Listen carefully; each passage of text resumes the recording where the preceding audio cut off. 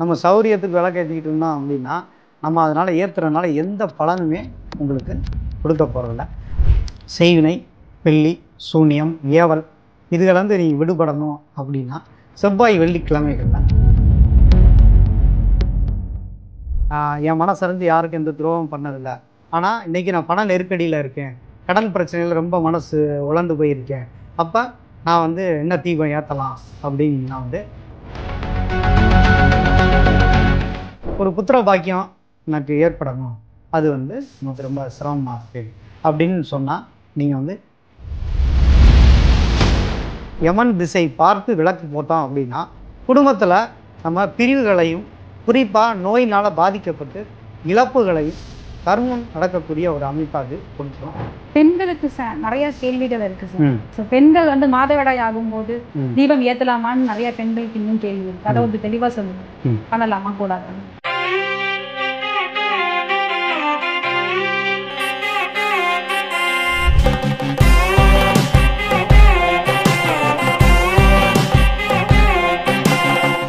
பக்தி மன்றம் சேனல் நேயர்களுக்கு வணக்கம். இன்னைக்கு நம்ம கூட ஜோதிடர் நையாண்டி சித்தர் காந்தி முருகேஸ்வரர் ஐயா இருக்கிறாரு. அன்றாடம் நமக்கு வீட்டில் தீபம் ஏற்றி பூஜை பண்ணி வழிபடுறோம். அதில் நமக்கு நிறைய சந்தேகங்கள் இருக்கலாம். ஸோ அந்த சந்தேகங்களை பற்றி, எப்படி தீபம் ஏற்றணுன்ற வழிமுறைகளை பற்றி இன்னைக்கு நம்ம ஐயா கிட்ட கேட்டு தெரிஞ்சுக்கலாம். வணக்கம் ஐயா. வணக்கம்மா. ஐயா, நம்ம அன்றாடம் காலையில் தீபம் ஏற்றி சாமி கும்பிட்றோம், மாலையில் தீபம் ஏற்றி சாமி கும்பிட்றோம். இது எந்த டைமில் ஏற்றுனா கரெக்டாக இருக்குன்றதை கொஞ்சம் எங்களுக்கு தெளிவாக சொல்லுங்கள். முதல்ல தீபம் ஏற்றுறதுக்குன்னு சில முக்கிய காலம் அப்படிங்கிறது உண்டு. அதிகாலையில் நமக்கு உச்ச காலம் சொல்லக்கூடிய காலையில் பிரம்ம முகூர்த்தம் அப்படின்னு கூட சொல்லுவாங்க. 4:30 to 6 அதிகாலையில் நம்ம தீபம் ஏற்றுறது ரொம்ப சிறப்பானது. அதே மாதிரி மாலை சூரிய உதயம் முடிவடைகிற நேரம், அதாவது அஸ்தமனம் நேரத்திற்கு முன்பே 6 மணிக்கு நம்ம தீபத்தை ஏற்றிடணும். அப்போ காலையில் 4:30 to 6, ஈவினிங் அதே மாதிரி 4:30 to 6க்குள்ளே நம்ம தீபம் ஏற்றிக்கிறது தான் சிறந்த நேரம். அந்த மாதிரி நேரங்களில் ஏற்ற முடியாதவங்க வேறு நேரங்களில் ஏற்றலாமா, இல்லை அதுக்கு தான் தடைகள் இருக்கிறதா? மற்ற நேரங்களில் நம்ம தீபம் ஏற்றக்கூடாது, அது முக்கியமானது. அடுத்த நாள் தான் தீபம் ஏற்றலாம். தீபம் ஏற்றும் முறைகள் பற்றி சொல்லுங்களேன். எந்த மாதிரி எண்ணெயில் எந்த மாதிரி திரி போட்டு தீபம் ஏற்றணும் அப்படின்ற முறைகள் சொல்லுங்கள். அதே மாதிரி இந்தந்த பிரச்சனைகளுக்கு இந்தந்த எண்ணெய் இந்தந்த திரி போட்டு ஏற்றணும்னு தனிப்பட்ட ஏதாவது காரணங்கள் இருக்குதுங்களா, அதுவும் சொல்லுங்க. தீபம் ஏற்றும் முறை அப்படிங்கிறது பல்வேறு விதமாக நம்முடைய முன்னோர்கள் சொல்லியிருக்காங்க. தீபம் ஏற்றுறதுக்கான நேரம் அப்படிங்கிறது சூரிய உதயத்திற்கு முன்பும் சூரிய அஸ்தமனத்திற்கும் முன்பும் நம்ம தீபங்கிறது ஏற்றணும். அடுத்ததாக திரி அப்படிங்கிறது நம்ம வெரைட்டியான திரிகளை ஏற்றுனாங்க. ஏங்க பஞ்சு திரி மட்டும் ஏற்றுனா பத்தாதா, என்ன நீங்கள் புதுசு புதுசாக ஏதோ சொல்கிறீங்க அப்படின்லாம் ஒன்றும் இல்லை. அந்த காலத்தில் இருந்தே சில முக்கியமான பிரச்சனைகளுக்கு தீர்வுகள் கொடுக்கறதுக்காக அந்த திரியிலையும் சில அறிவியல் நோக்கத்தோடு சொல்லி வச்சுருக்காங்க. ஒரு பஞ்சு திரி தீபம் ஏற்றணும் அப்படின்னா அது குடும்பத்தில் சௌக்கியத்தை உருவாக்கும். அதுக்காக தான் பஞ்சு திரியை பயன்படுத்துகிறாங்க.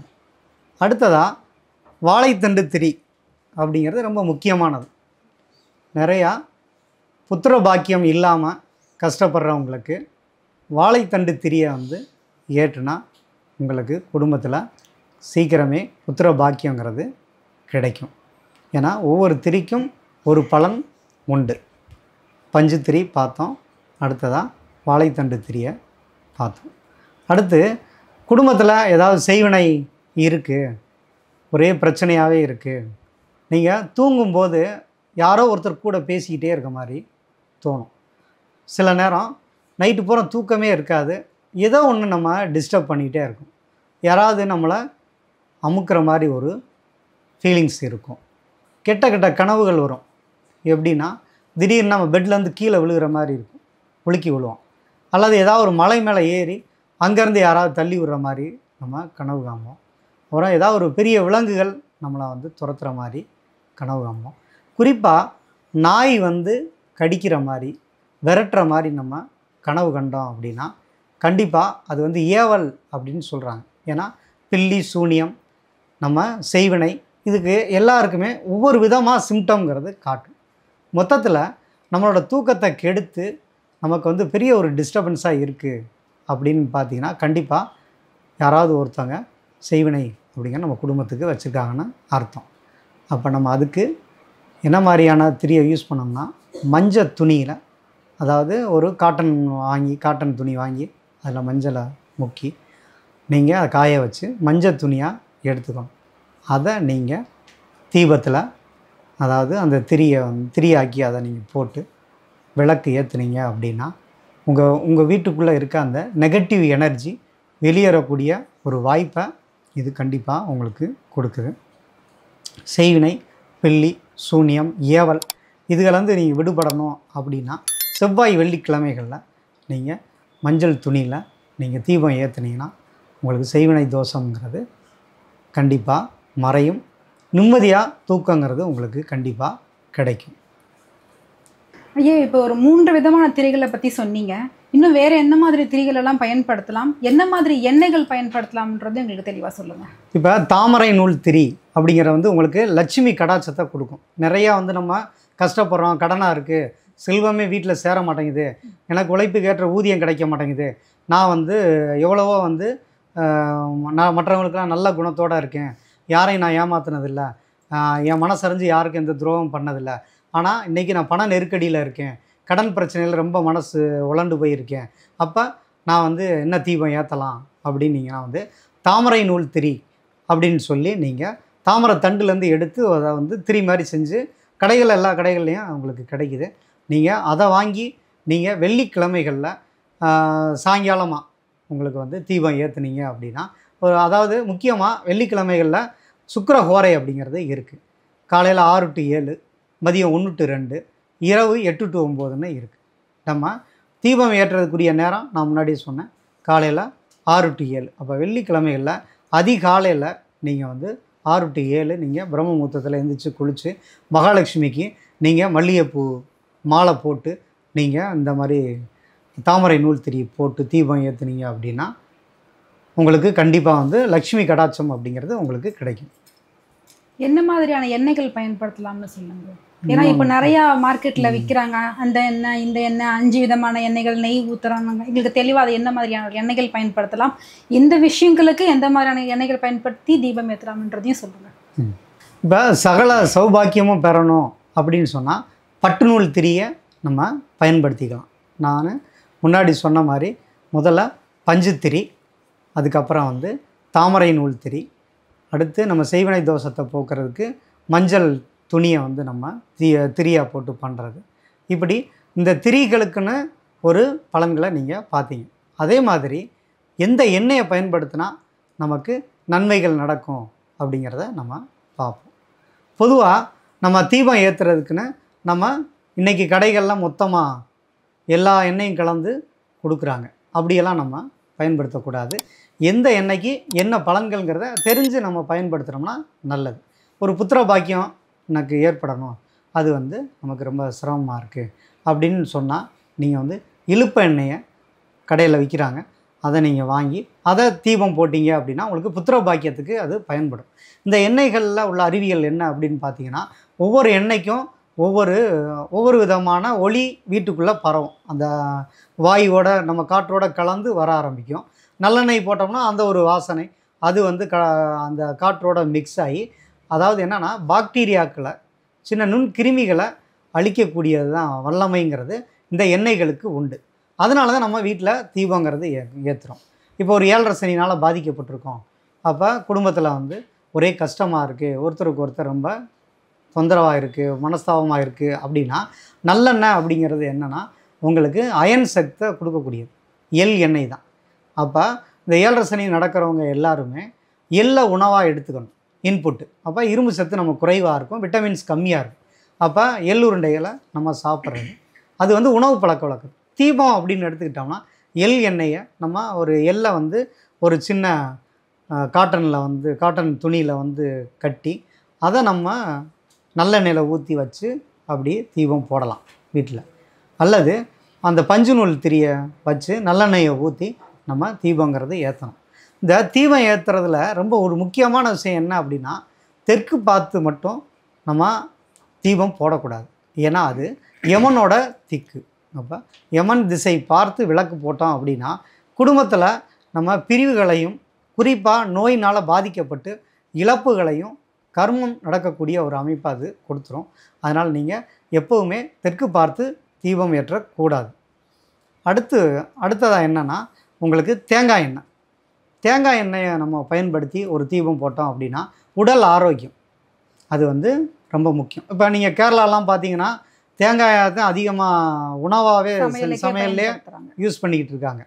ஆனால் நம்ம ஏரியாவுக்கு ஏற்றபடி நம்ம நல்லெண்ணெயை எண்ணெயை நம்ம பயன்படுத்துகிறோம். அப்போ இந்த தேங்காய் எண்ணெயில் வந்து என்னென்னா குரு பகவான் இருக்கிறதா ஒரு ஐதீகம் இருக்குது. நம்ம குரு அப்படின்னாவே குழந்தை பாக்கியத்தை கொடுக்கக்கூடியவர். ஸோ அப்போ நம்ம இந்த தேங்காய் எண்ணெய் நம்ம வந்து உபயோகப்படுத்தி தீபம் போட்டோம் அப்படின்னா உங்களுக்கு அந்த காற்று வந்து உங்களுக்கு நல்ல ஒரு திடமான ஒரு ஆக்சிஜன், பியூர் ஆக்சிஜன் உங்களுக்கு கிடைக்கும். இது கர்ப்பப்பையில் இருக்க பூச்சிகளை அது அழிக்கக்கூடிய வல்லமையை அது தேங்காய் எண்ணெய்க்கு உண்டு. அதனால் தேங்காய் எண்ணெய் தீபம் போட்டோம் அப்படின்னா உங்களுக்கு குடும்பத்தில் புத்திர தோஷம் அப்படிங்கிறது நீங்கக்கூடிய அமைப்புங்கிறது உண்டு. தீபம் எத்தனை நேரம் எரியலாம், எப்படி அதை மலை ஏற்றணுன்றாங்க, அப்படி பண்ணலாமா, இல்லை தீபம் 24 மணி நேரமும் வீட்டில் எரிய வைக்கலாமா, அதை பற்றி கொஞ்சம் சொல்லுங்கள். பொதுவாக அந்த அதிகாலை நேரம் சொல்கிறேன் இல்லையா, சூரிய உதயத்துக்கு முன்பு தீபம் ஏற்றி சூரிய உதயம் ஆனவுடன் நம்ம வந்து தீபத்தை நம்ம அணைச்சிடலாம். அதை வந்து நம்ம டைரெக்டாக அதை அப்படியே தட்டி விட்டோ ஊதியோ அணைக்கக்கூடாது. நம்ம ஒரு பூவால் அல்லது அந்த பூ காம்பை எடுத்து அதை வந்து நம்ம தீபத்தை அணைக்கிறது சரியான முறை. சரிங்க ஐயா. எந்த மாதிரியான தீபங்கள் ஏற்றலான்றதை சொல்லுங்கள். வீட்டில் வந்து சில்வர் விளக்கு வச்சுருக்காங்க, சில பேர் பித்தளை விளக்கு வச்சுருக்காங்க. ஸோ எந்த மாதிரியான விளக்கு ஏற்றது ரொம்ப சுபிக்ஷமாக இருக்கும்? இப்போ எவர் சில்வர் விளக்குங்கிறது வந்து கண்டிப்பாக ஏற்றக்கூடாது. வெண்கல விளக்கு அப்படிங்கிறது வந்து நம்ம ஏதாவது ஒரு விசேஷ காலங்களில் மட்டும்தான் அதை பயன்படுத்தணும். குடும்பத்தில் ஏதாவது விசேஷங்கள் நிறைய பேர் வந்திருக்காங்க அப்படின்னா வீட்டுக்குள்ளே ஒரு க்ரௌடு இருக்குது, அந்த மாதிரி விசேஷங்களுக்கு வெண்கல விளக்குங்கிறது பயன்படுத்தலாம். மற்ற நேரம் நார்மலாக வந்து நம்ம பித்தளை விளக்குகள் இருக்கு இல்லையா, அதை நம்ம ஏற்றிக்கலாம். அதில் குறிப்பாக நெய் தீபம் போடுறது வந்து சகல சௌபாக்கியத்தை உண்டு பண்ணும். ஏன்னா ஓரளவுக்கு பிரச்சனைகள்லாம் குறைஞ்சிருச்சு, குடும்பத்தில் எல்லாம் கட்டி கொடுத்துட்டோம், குடும்பத்தில் ஒரு பீஸ்ஃபுல்லாக இருக்குது, உடம்பு தொந்தரவு மட்டும்தான் இருக்குது, இல்லை மனசங்கடமாகவே இருக்குது அப்படின்னு சொன்னால் நீங்கள் நெய் தீபம் போடுறது சகல சௌபாக்கியத்தையும் உங்கள் குடும்பத்தில் உருவாக்கும். அதுக்காக டெய்லி நெய் தீபம் போடணும்னு கட்டாயம் கிடையாது, தேவைக்கு மட்டும் போட்டால் போதும். ஆமணக்கு எண்ணெய் தீபம் போடுறது உங்களுக்கு கடன் பிரச்சனைகள் வந்து தீர்வு கிடைக்கக்கூடியதாக அது அமையும். அதனால் நீங்கள் ஆமணக்கு எண்ணெய் தீபம் போடுங்க, உங்களோட கடன் எளிமையாக அடைஞ்சிடும். பெண்களுக்கு நிறைய கேள்விகள் இருக்குது சார். ஸோ பெண்கள் வந்து மாதவிடாய் ஆகும்போது தீபம் ஏற்றலாமான்னு நிறைய பெண்களுக்கு இன்னும் கேள்வி இருக்குது. அதை கொஞ்சம் தெளிவாக சொல்லுங்கள். பண்ணலாமா கூடாதான்னு? பெண்கள் வந்து அந்த நாட்களில் தீபம் ஏற்றாமல் இருக்கிறது நல்லது. ஏன்னா வீடு அப்படிங்கிறது வந்து ஒரு தூய்மையான அல்லது சுத்தமான காற்றை இருக்கக்கூடியதாக தான் நம்ம இருக்கணும். அது அந்த சுவாச காற்று கரெக்டாக இருந்தால் தான் வீட்டில் வந்து நமக்கு மூளை வந்து நல்லபடியாக வேலை செய்யும், ஆரோக்கியமாக இருப்போம். என்றைக்கு வீட்டில் நோய் நொடி வருதோ அதுதான் வந்து உங்களுக்கு மனச்சிதைவை ஏற்படுத்தும், நிம்மதி இல்லாத தன்மையை ஏற்படுத்தும். அதனால் உங்களுக்கு குடும்பத்தில் சண்டை சச்சரவுகளை ஏற்படுத்தும். அதுக்காக தான் உடல் ஆரோக்கியங்கிறது ரொம்ப முக்கியம். நம்ம தீபம் ஏற்றுறது அல்லது வீட்டை க்ளீனாக வச்சுக்கிறது, வாஸ்துப்படி வீட்டை அமைச்சிக்கிறது, இது எல்லாமே எதற்காக அப்படின்னு பார்த்தீங்கன்னா மனிதனோட உடல் ஆரோக்கியத்திற்காக. உடல் ஆரோக்கியம் இருந்தால் தான் அவனால் நிம்மதியாக தூங்க முடியும். அதுக்கு வீடு தான் முக்கியமான பங்கு. என்ன பிரச்சனையானாலும் நம்ம சொந்த வீட்டில் நம்ம அமர்ந்து இருக்க தான் வந்து நமக்கு நிம்மதியை ஏற்படுத்தும். அதனால் அந்த வீட்டை கிருமிகள் அண்டாத ஒரு இடமா நம்ம தூங்குகிற இடத்த வச்சுக்கணும். அதற்காக தான் நம்ம இந்த எண்ணெய்களை பயன்படுத்த சொன்னோம், திரிகளை இதை தான் உபயோகப்படுத்த சொன்னோம். தீபம் ஏற்றுறதுக்கு முன்னாடி நம்ம குளிச்சுட்டு க்ளீனாக இருக்கணும், சுத்தமாக இருந்தால் தீபத்தை ஏற்றணும் அப்படின்னு நம்ம ஏன் சொல்கிறோம் அப்படின்னா, முதல்ல அதிகாலையில் எந்திரிக்க பழகும். அப்போ தான் வந்து குடும்பத்துக்கு நல்லது. ஏன்னா அந்த அதிகாலை நேரங்களில் தான் மூளை வந்து உங்களுக்கு டியூன் ஆகக்கூடிய நேரம். நம்ம ஒரு 8 மணி 9 மணிக்கு எழுந்திரிச்சு நம்ம சௌரியத்துக்கு விளக்கு ஏற்றிக்கிட்டு இருந்தோம் அப்படின்னா நம்ம அதனால் ஏற்றுறதுனால எந்த பலனுமே உங்களுக்கு கொடுக்க போகிறதில்ல. என்ன பிரச்சனைகள் இருந்தாலுமே நீங்கள் அதிகாலையில் நீங்கள் எந்திரிச்சு பாருங்கள், அதிகாலை தெய்வ வழிபாடு பண்ணுங்கள். ஏன்னா பிரம்ம முகூர்த்த நேரத்தில் பிரபஞ்சம் உங்களுக்காக காத்திருக்கு. அந்த நேரத்தில் நீங்கள் அமைதியாக குளித்து முடித்து நீங்கள் உட்காந்து தீபத்தை ஏற்றுனீங்க அப்படின்னா நீங்கள் வேண்டிக்கிட்ட அத்தனை காரியங்களும் உங்களுக்கு சக்ஸஸ்ஃபுல்லாக இருக்கும். தீபம் ஏற்றுறதுக்கு முன்னாடி சில மந்திரங்களை நம்ம பயன்படுத்திக்கிறது நல்லது. ஏன்னா நம்ம 3 தேவியையும் வணங்கி நம்ம தீபம் ஏற்றுறது ரொம்ப முக்கியமானது. தீப சரஸ்வதி அப்படின்னா சரஸ்வதியை நம்ம முதல்ல கும்பிடணும். ஏன்னா முதல்ல நமக்கு அறிவு வேணும், நம்ம மூளை சரியாக வேலை செய்யணும். அப்படின்னா தீப சரஸ்வதி தீப சரஸ்வதி தீப சரஸ்வதி அப்படின்னு நம்ம 3 முறை நம்ம உச்சரித்து நம்ம தீபத்தை ஏற்றுறதுக்கு முன்னாடி ஃபஸ்ட்டு பண்ணணும். அடுத்ததாக தீபலட்சுமி. அப்போ செல்வம் செல்வாக்கு கிடைக்கணும் அப்படின்னா தீபலட்சுமியை 3 முறை தீபலட்சுமி தீபலட்சுமி தீபலட்சுமி. தீப துர்கா. அப்போ துர்க்கை அம்மன் நமக்கு வந்து வீரத்தை விவேகத்தை கொடுக்கக்கூடியது. அப்போ நமக்கு கல்வி செல்வம் வீரம் விவேகம் இது எல்லாத்தையும் கொடுக்கக்கூடிய இந்த 3 முப்பெரும் தேவிகளையும் நம்ம வணங்க வேண்டியது நம்மளோட கடமை.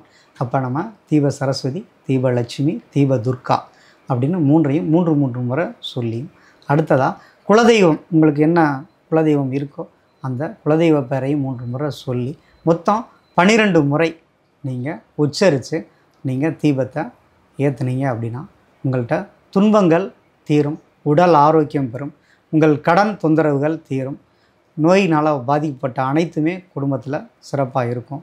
அடுத்து பார்த்திங்கன்னா உங்களுக்கு எதிரிகள் மடங்குவர்.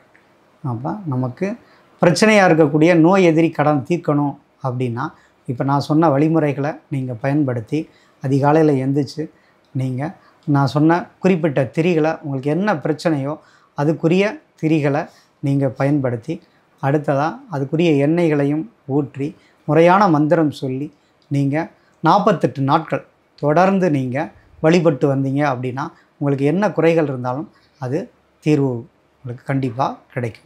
நேயர்களே, தீபமேற்று முறையை பற்றி ரொம்ப தெளிவாகவே இன்றைக்கி நம்ம தெரிஞ்சுக்கிட்டோம். மேலும் தகவல்களுக்கு எங்கள் சேனலை சப்ஸ்கிரைப் பண்ணுங்கள். உங்களுக்கு மேலும் ஏதாவது கேள்விகள் ஜோதிட ஆலோசனைகள் தேவைப்பட்டுச்சுன்னா எங்கள் கமெண்ட் செக்ஷனில் சொல்லுங்கள். அதுக்கான விடைகளோட அடுத்த வீடியோவில் நாங்கள் உங்களை சந்திக்கிறோம். நன்றி.